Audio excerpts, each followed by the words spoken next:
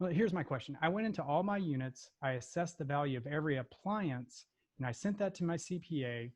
So if they're brand new, I said they're brand new. I looked up what the market value for that item was. If it was kind of new, I reduced it by 80. If it was medium, somewhat new, if it was really old, I reduced it by 20%. And I made a little Excel sheet for all the appliances. And I sent it to my CPA, who depreciated everything as much as possible. Okay. Did I just perform a cost segregation? In a sense, you actually did. But there are actually several different types of cost segregation studies. There are different approaches to doing it. So what you did was what's called a rule of thumb approach, which means you just took those, those values of those appliances. And the truth of the matter is that, you did it in the most accurate way that you could have done it as a consumer, as an owner. That's right. However, the IRS, talks about this in the Cost Segregation Audit Techniques Guide, which is how we get all the rules, how to do it. It discusses several different approaches. And the rule of thumb approach, for someone who's an individual and they have, appliances and things like that, and they don't want to take, the full engineering approach, then that's going to be, they have those numbers, they're going to have the receipts, like you said, to track that, the model numbers, etc. That can work for them, okay? However, if you want to actually maximize your benefit, especially if you have larger commercial properties, the engineering approach is the only one that's recognized. It's called a detailed engineering approach, and it's the only one that's fully recognized by the IRS. And really, it works both ways. It's a win-win, because in your approach, yes, you're looking at those appliances, but guess what? There's probably dozens of other things in your property. Yeah, after talking with you, after what you were saying earlier, I didn't know carpets. My CPA didn't tell me to get the flooring. He didn't say anything about the cabinets.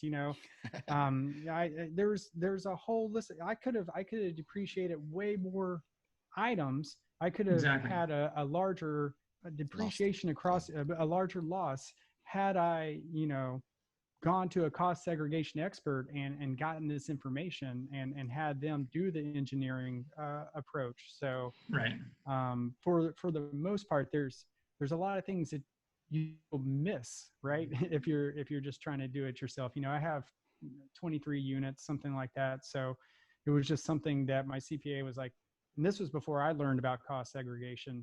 He was just like, hey, go get me the values, estimated values of this, and that way we can depreciate them. I'm like, all right, my CPA is not a real estate CPA, so I'm actually probably going to be looking for another one that's more real estate focused. But I hope he's not listening to this. I know, right? that's what I was thinking. Yeah. So, and when Heath and I, when we started partnering, that's one of the things that was important to us is identify those professionals. So our lawyer, he's actually a real estate investor, syndication lawyer, so on and so forth. So when we can speak very common lingo, so you understand, and he can also advise based on his experience, So, of course, absolutely. Yeah, you're gonna have to find a new CPA guy.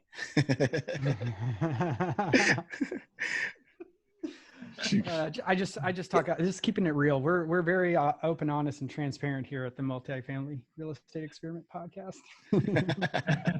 That's awesome. But I think what you did was something that a lot of people who have smaller properties or single families, and like you said, your CPA told you to do this, right?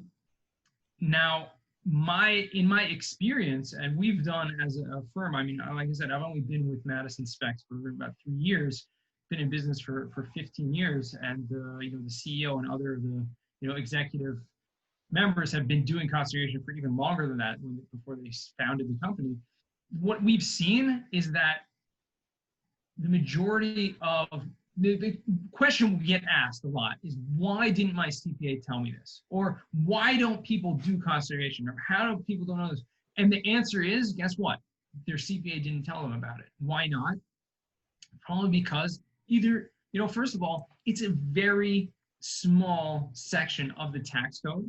And if you are not a real estate focused CPA, you just may not know about that. Like, if you are a general practitioner, okay, you're not going to know about every nuance of open heart surgery and That's right. and neurosurgery. And so too a tax code. The tax code is huge, it's massive, and that's why there are many different areas of the tax code where there are specialists who kind of specialize in different things.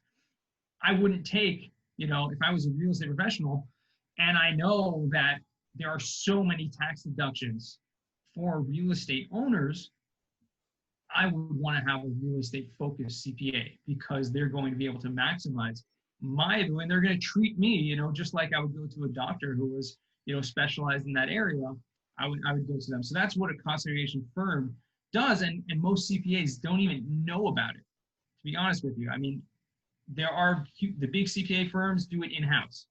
Okay, so you have, the Big Four and the Big 10, the large CPA firms, they have engineers in-house to do this. The smaller firms, or individual CPAs, either they'll farm it out or they'll contact a third party, or they just don't know about it. So part of my experience is just owner to go do it.